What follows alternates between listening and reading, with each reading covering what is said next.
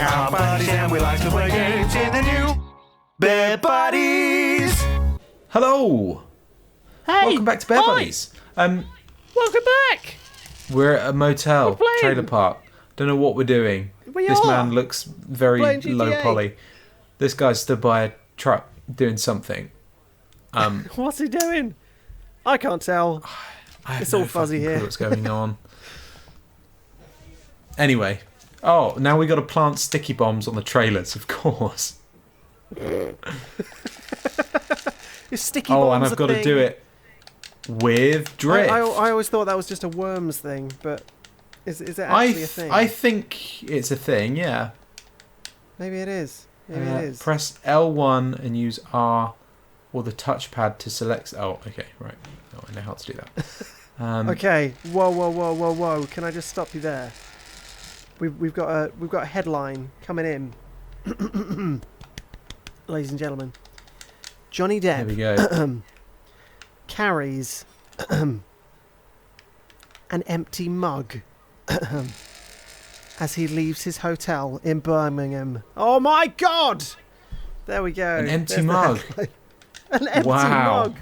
Holy shit! He's just like me and you, yeah, exactly. except Yeah. This is in the $75 Daily million Mail, richer. Would you believe? Oh, Yeah. God. I wouldn't be surprised if it was more, but yeah. Oh my gosh. Wow, yeah. So Johnny Depp was surrounded by security as he exited his hotel in Birmingham on Monday for the latest performance while touring the UK with Jeff Beck. The actor, 58, who has been celebrating his dramatic defamation case victory over ex-wife Amber Heard, carried a mug in his hand as he was guided out of the Grand Hotel by his bodyguard. Why is this news? Why is this news? Fuck knows. I mean, who? I clicked on it, to be fair, so I guess, I don't know. Presumably they know what they're doing, but holy shit. It's madness. It's madness, Tom. I don't understand. I don't understand the Daily Mail. But then The Daily Mail is the Daily Mail. the best website My God. for news. Yeah, Super yeah. accurate. All the Oh, truth. God, All the truth here. Speaking of news as well, we've just had a wonderful little little vote of no confidence that Oh my gosh. did not go as planned recently. No. It was a couple of weeks ago now, but It's that an was- interesting one, that isn't was- it? that was, yeah. I guess. Yeah. For anyone in the States or elsewhere outside of the UK who didn't hear what happened, essentially, the Conservatives, i.e. the Blues in the UK, probably confusing if you're in the States because the Blues are the Democrats, decided that they wouldn't put up with our current Prime Minister for breaking the law. As indeed a lot of the country has been pretty pissed off about that. So they put in a vote of no confidence into Boris Johnson, and would you believe it? He bloody got away with it, didn't he? He bloody got away with it. So it was, what was it? 148 Conservative MPs voted against the Prime Minister, and then it was something like, I don't know. It was essentially 211, like I think, or something like that. Percentage-wise. Yeah. That sounds about right. Yeah, it was sort of like a 40-60 split. And technically, that's a win. Although, our previous Prime Minister, Theresa May, who was also a Conservative, resigned, had a similar sort of confidence vote, and then ended up resigning 6 months later, even though she won the confidence vote. So who knows? Maybe Johnson will grow a conscience and resign. It's almost like the Tories shouldn't be trusted. Yeah, exactly. Oh my god. It's it's a mad old story. Again, essentially for anyone who isn't sure of the story so far, So Boris, while he was telling the rest of the country to lock down, he and his cronies were having parties in Downing Street, where they do their work. Which is a bit of a dick move, really, when you're telling people that they can't go to funerals. Yeah. So interesting story. Yeah. I say interesting.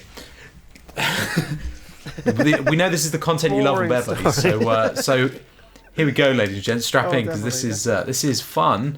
A friend of mine, her mother passed away during lockdown, and oh god, they had to make the decision of who would be with the mum when she passed away, if it would be my friend or my friend's dad, who obviously is the lady's husband. And I think she stayed with her, maybe. Anyway, she spent like last hours of her life of her mum's life with her, and until she died. And that was the same day that Boris was getting on down in Downing Street with his mates. Not particularly cool. So, what a cool prime minister. Yeah, literally having to like make a decision of like who's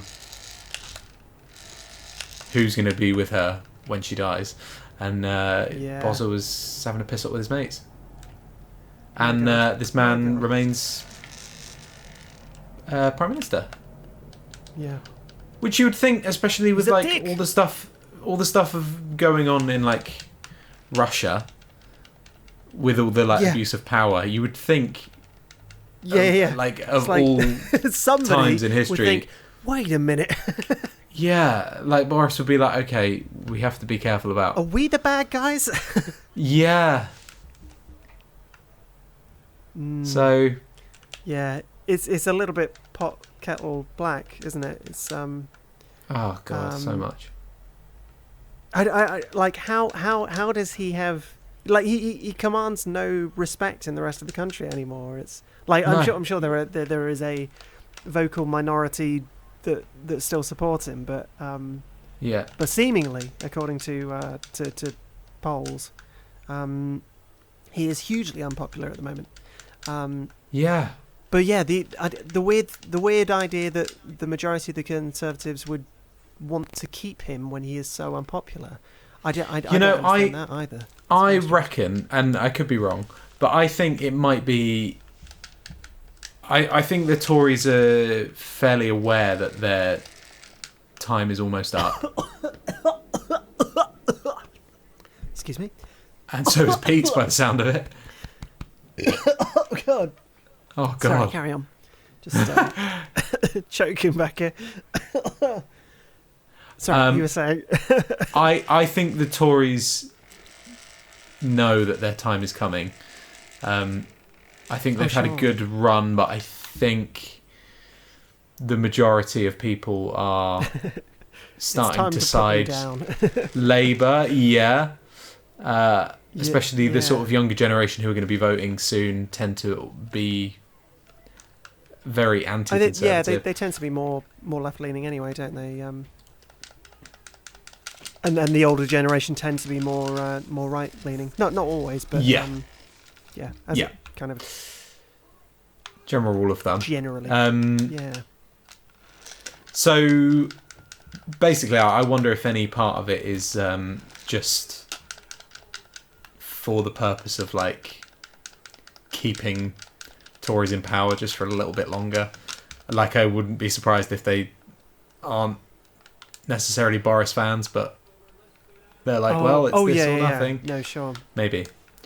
But there's got to be like you would hope a large amount of Tories who did stick to the lockdown rules to some extent, but yeah, no, absolutely. I mean, you never know. You never know, of course. But yeah. Boris is very clearly unfit to be there. Exactly. Oh my gosh, so unfair. Especially, it feels like the whole country's screaming as well for him to be kicked out. Yeah. It's a bit like, how is this the way that our political landscape works? No one wants him. The majority, a large amount of his party do not want him. Exactly. He and his wife were booed as they walked up the steps during the Queen's Platinum Jubilee. Yeah. Fuck's sake. Which was mad. Oh, sorry to that car. Oh no. Goodbye. Yeah. Did you watch much of the Jubilee?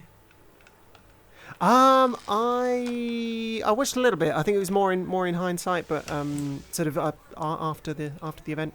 I was partly working over that weekend anyway, so yeah. I don't know. I'm not a huge royalist. I think I enjoyed sort of the community aspect of it, like sort of people coming together. I'm not like a huge person for the Union flag, but I don't know. I think there are other ways of showing patriotism without ramming it down people's throats. But yeah, for sure. What about you? Did you watch any Platty Joobs? I watched none of it. Mate. Platty Joobs. No, I watched none of it. I'm the same. I feel a bit like I like the idea of having a royal family. I think it's a cool thing to have as British people. But I like just the concept of having it more than actually having it. I think having a huge party like this when the cost of living crisis is at an all-time high and people like literally can't afford to eat meals in some parts of the country. It's a little bit. It's a bit like, well, yeah, you know what? Let's celebrate someone doing a job for 60 years. Yeah. We could give money to the poor, or we could give money to the rich. It also felt a bit half-assed, if I'm honest. Like, for something that was supposed to be this huge 60th anniversary thing, it was like, but, you know, most people are still going to be at work for the 4 days. Some people will be off, but there's not... Yeah, I don't know. It feels like it should have been a bit like essential workers can be in. Oh, sure. It doesn't make a difference to me. I'm a student. I'm in anyway, but it feels a bit like it could have been a proper big national bank holiday for lots of people, but it felt a bit like, well, you can watch it on telly and you can kind of celebrate, but you might not be able to do that much community stuff because sure, we're not going to pay you for time off or whatever. I don't know. But how you would do that? I mean, it was a bank holiday, wasn't it? It was, yeah. I think it just felt like one of those things that, because it was such a huge thing, because, you know, like I used to work in retail. Yeah. Probably will again at some point with what I want to do, but you don't get holidays, you don't get bank holiday, which is fair enough. But I think for this occasion, it felt like, I don't know, it felt like it should have been like a bank holiday regardless, unless you're an essential worker. But I was gonna say, you know, I guess that's the exception, isn't it? It's like everybody take if you work it in a hospital, except like, the doctors. We need you. Yeah. And the police. You guys keep working. Yeah, keep working. But yeah, anyway. We should do it next time on Bear Buddies. Yeah, let's do it. Maybe we'll talk about Platty Joobs a bit more. Platty Joobs. Maybe not. We'll see. Joobs. Who knows? See you guys later. See you next time. Bye.